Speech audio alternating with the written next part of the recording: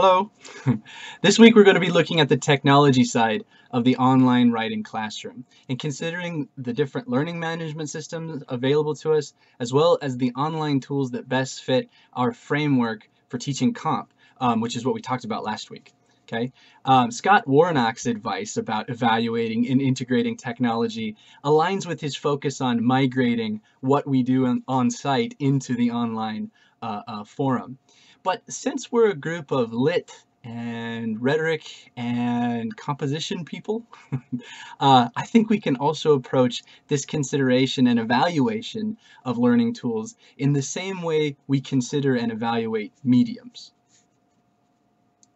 For example, in books, we know the medium of printed language invites a reader to participate in the ideation of interpretation of what's being described, such as skyscrapers or darkening cloudy skies, fading colors to brown, etc. In film, on the other hand, the visuals are provided, so the medium involves the reader's imagination through other devices, musical scores, light, montage, sound effects, popcorn. And in video games, the cinematic and the textual are mixed in a way that places the player in the center of the story action, and that acts as a buffet of story pieces for the player to either discover if they want, or even ignore them if they want.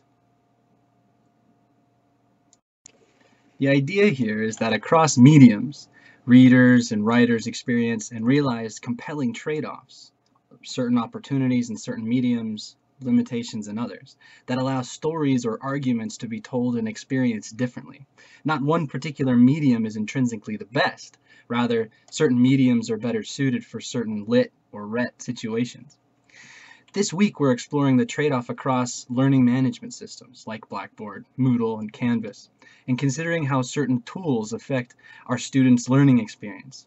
There are so many cool tools and apps and devices and tech options available to us to use in the classroom, in the writing classroom, and so many opportunities to think about how adopting a different delivery mechanism might benefit or even overwhelm our students. For example, something as simple as delivering instructions for an assignment. In my online class, I assign a reading journal project. The instructions for this assignment can be found in a traditional handout. Okay, they're also delivered with a video of me talking about and modeling the kind of reading responses I'm looking for. It also features me waving my arms around and being overly enthusiastic. I've also housed these instructions in a Prezi presentation, which I instruct my students to click through. This is my favorite delivery mechanism because it forces students to interact. It also unfolds information in a progressive, non-linear way, right? I mean, you can click forward, but you can also click backwards. This allows students to pace the flow of the information, as well as linger on examples that they'll encounter in this presentation. This mirrors the information in the traditional handout, and it reinforces the information in my video. But I really like how this is almost an interactive handout that's a little more compelling for students to navigate. Again, no particular tool is the best one, and I've received feedback from students that make each one seem successful as well as limited. Part of me likes the myriad inroads I've supplied to meet a range of learning preferences. Part of me is also a little afraid that I'm overloading students with too many links and tools. So as we exchange ideas this week, I think it would be really cool to explore a few possible topics, not limited to the following, but maybe to start us off. What are the trade-offs across learning management systems? I'm interested to know if anybody uses a publisher's learning management system in our group, or has anybody created their own? Have you ever worked outside of the box, right, of Blackboard or etc.? Okay. Also, what are one or two tools that you use in a composition course that you know to work? They're tried and true.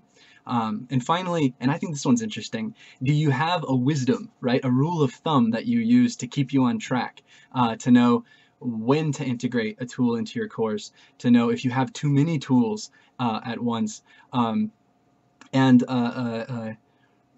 what's your method of evaluating a tool, okay, to know that it's not working or not doing what you think you would like it to do.